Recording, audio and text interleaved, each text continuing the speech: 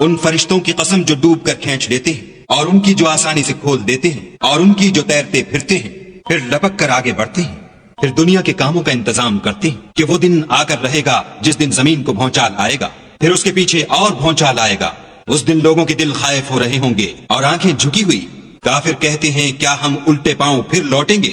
بھلا جب ہم کھوکھلی ہڈیاں ہو جائیں گے تو پھر زندہ کیے جائیں گے؟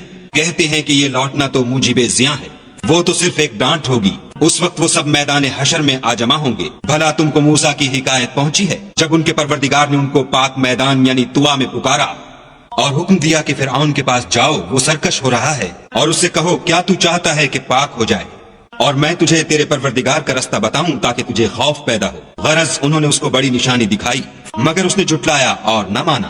پھر لوٹ گیا اور تدبیریں کرنے لگا اور لوگوں کو اکٹھا کیا اور پکارا، کہنے لگا کہ تمہارا سب سے بڑا مالک میں ہوں۔ تو خدا نے اس کو دنیا اور آخرت دونوں کے عذاب میں پکڑ دیا۔ جو شخص خدا سے ڈر رکھتا ہے اس کے لیے اس قصے میں عبرت ہے۔ بھلا تمہارا بنانا مشکل ہے یا آسمان کا؟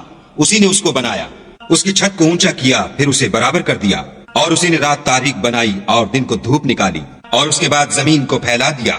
اسی نے اس میں سے اس کا پانی نکالا اور چارہ اگایا، اور اس پر پہاڑوں کا بوجھ رکھ دیا۔ یہ سب کچھ تمہارے اور تمہارے چار پایوں کے فائدے کے لیے کیا۔ تو جب بڑی آفت آئے گی اس دن انسان اپنے کاموں کو یاد کرے گا اور دوزخ دیکھنے والے کے سامنے نکال کر رکھ دی جائے گی۔ تو جس نے سرکشی کی اور دنیا کی زندگی کو مقدم سمجھا اس کا ٹھکانہ دوزخ ہے، اور جو اپنے پروردگار کے سامنے کھڑے ہونے سے ڈرتا اور جی کو خواہشوں سے روکتا رہا اس کا ٹھکانہ بہشت ہے۔ اے پیغمبر صلی اللہ علیہ وآلہ وسلم، لوگ تم سے قیامت کے بارے میں پوچھتے ہیں کہ اس کا وقوع کب ہوگا، سو تم اس کے ذکر سے کس فکر میں ہو؟ اس کا منتہا یعنی واقع ہونے کا وقت تمہارے پروردگار ہی کو معلوم ہے۔ جو شخص اس سے ڈر رکھتا ہے تم تو اسی کو ڈر سنانے والے ہو۔ جب وہ اس کو دیکھیں گے تو ایسا خیال کریں گے کہ گویا دنیا میں صرف ایک شام یا صبح رہے تھے۔